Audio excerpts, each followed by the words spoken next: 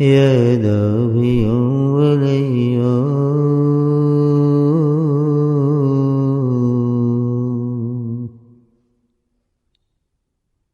يا دافي وليا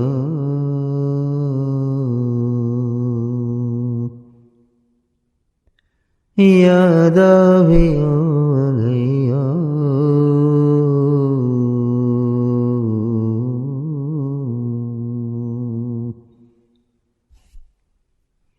يا دافي البليا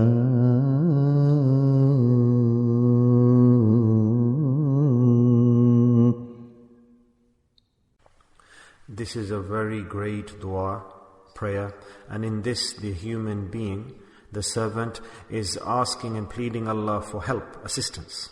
Dua, supplication, the meaning of dua is this indeed, that the servant expresses humility and submissiveness in front of Allah Ta'ala. That, oh Allah Ta'ala, I'm very weak, please assist me, please help me. So in this, the summary is that the servant is asking from Allah Ta'ala. Ya Dāfi al-baliyat. Baliyat, difficulties, tragedies, ordeals. Now every different person, it's according to his thinking, his own standard, that what does he consider as baliyat, as difficulties, as tragedies, or an ordeal. The person himself, in his mind, what is there, that what is a difficulty for the person, what is the distress that he's asking Allah protection from, then Allah subhanahu wa ta'ala accepts that request, specific. It's a hadith Qudsi. Allah subhanahu wa ta'ala states that I am with my servant the way he is, the direction of travel that he is going in, what he's thinking. So whatever you ask for, Allah ta'ala bestows that. So if we, in our minds, we have this point that I want to be saved from this and this, then this is a difficulty for that person. He thinks that's that baliyat. Or if I want to be saved from this tragedy, then for that person, that's his specific difficulty. Or if another person has got difficult circumstances, problems, then for that person, these are his difficulties or ordeals.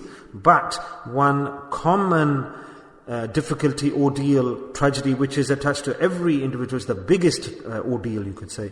Rather, all difficulties emanate from this difficulty. This is the root cause of all ordeals, and that is, for this specifically, we should make an intention that this difficulty, this ordeal, we should ask Allah protection from. And what is that? That, oh Allah subhanahu wa ta'ala, please don't make me weak in my deen. Because weakness in deen, faith, is the biggest ordeal or tragedy, you could say. And after this, all difficulties and ordeals emanate from this. So most definitely, when we do this dua, what we're asking from Allah, that is also, okay, other problems, difficulties, put them in front of you. But consider this, that the root cause of all afflictions and troubles is this, that when a person is weak in the deen, weak in his faith, when he's weak in his worship, ibadat, when he's lazy, that overwhelms him. I want to pray salah, but I can't pray salah. I want to pray in congregation jama'ah, but I cannot arrive there. I want to perform dhikr, but I can't do it. I can't complete, I'm just doing partial of my actions. So all of these are troubles and afflictions and distresses for a human being. Very big. So contented, prosperous and happy, most better off is that human being that from morning till night, he fulfills all his tasks and duties easy. You can say that Allah subhanahu wa ta'ala has given everything to that person. Whatever task or duties Allah gives to a person, his matters, daily matters, and daily he should consider 100%, I'm going to complete them from morning to evening. I won't let any gap come in those actions or duties. For example, I want to pray salah in Jama'ah congregation. Every prayer I want to pray in congregation. The wazaif, the lessons that have been given to me, I want to complete them. My prayers and my actions, and completely I want to save myself fully from the sins. I don't want to do any action that causes displeasure to Allah subhanahu wa ta'ala in my life. So if anything's lacking in these specific points, then this is the biggest affliction and trouble and difficulty.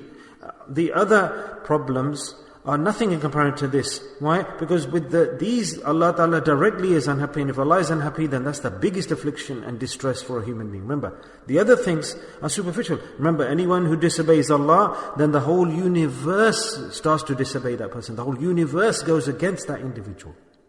And such a human being, On him from the heavens and the earth the curses are sent, that he is not deserved that he eats Allah's food, Allah's bread. He is not deserved of attaining Allah's ni'mah. So I think that when we do this dua, Ya Dāfi al-Baliyat, then definitely think about this subject, that oh Allah Ta'ala, Allah, this is a great dua of the Holy Prophet ﷺ that he asked, and he taught us that ask Allah, oh Allah Ta'ala, to me Allah, please don't let me go back to my previous condition, my old days, and that I fall back and go into my old ways and my old lifestyle. You have put me onto the deen.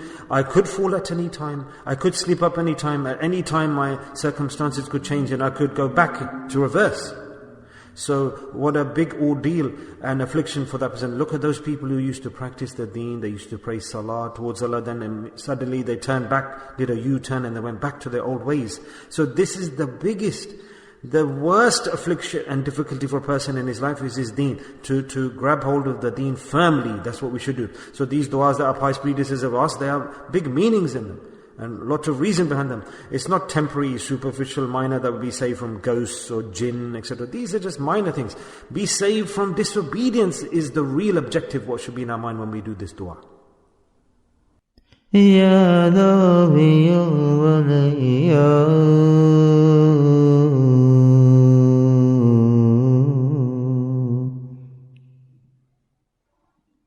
Ya Dāfi al-Baliyat,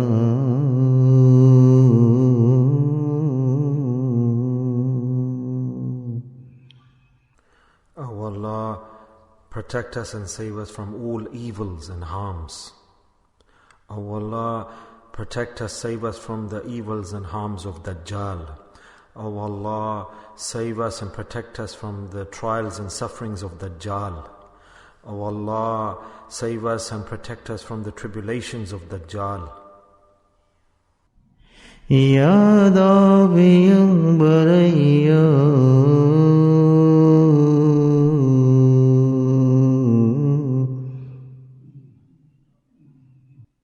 Ya Dāfi al-Baliyat,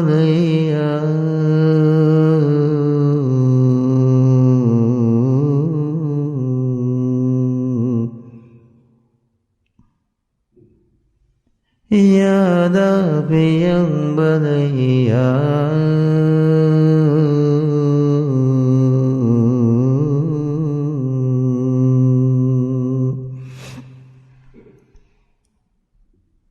Ya Dāfi al-Baliyat.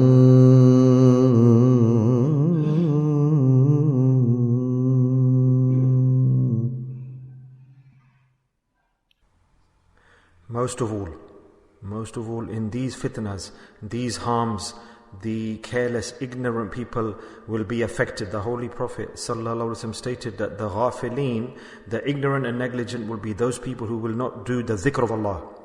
And to be saved from the fitnas of Dajjal, there's only one path that the Prophet of Allah has stated, and that is to do dhikr of Allah in abundance.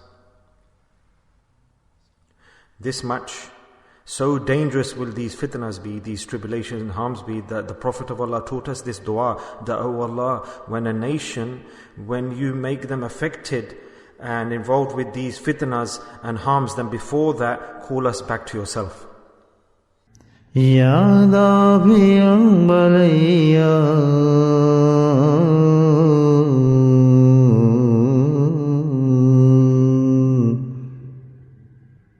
Ya Dāfi al-Baliyat,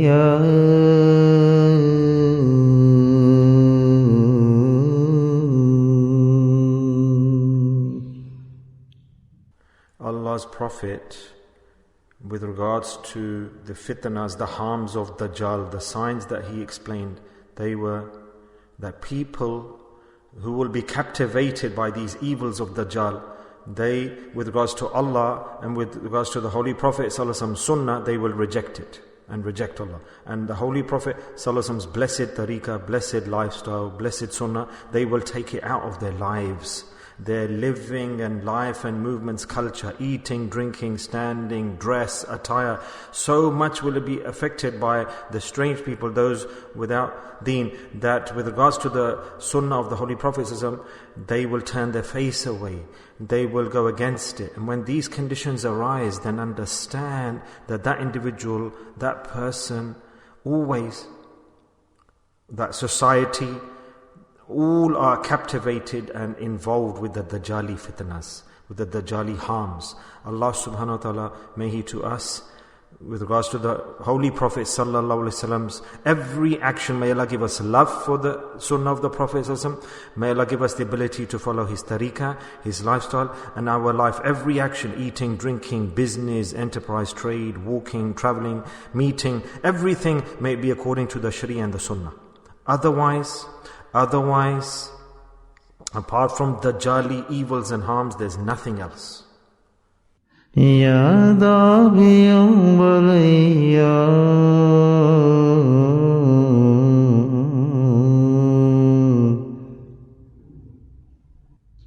Ya Dāfi al-Baliyya.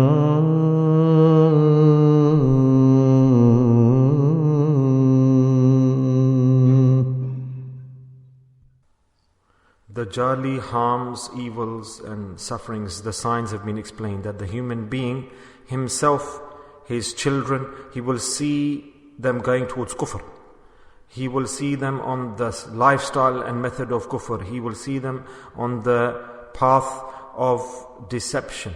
And they will encourage themselves, the children, towards actions against the deen, because the love of the dunya will have overwhelmed them, and they will love that lifestyle, that method. They will have no care for the deen.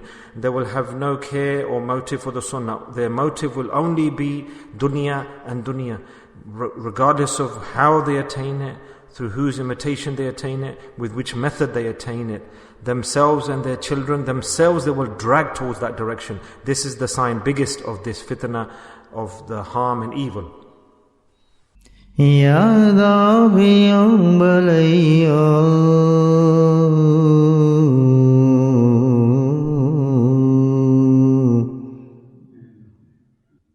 Ya Dāfi al-Baliyya.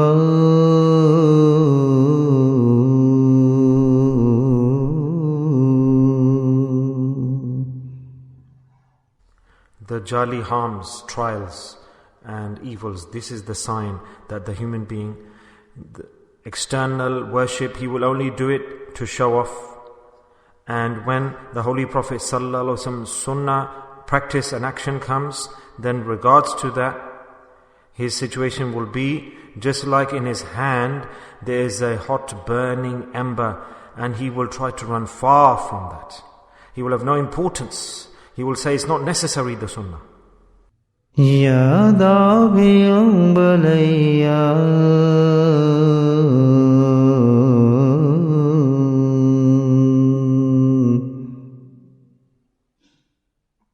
Ya Dāfi al-Baliyya.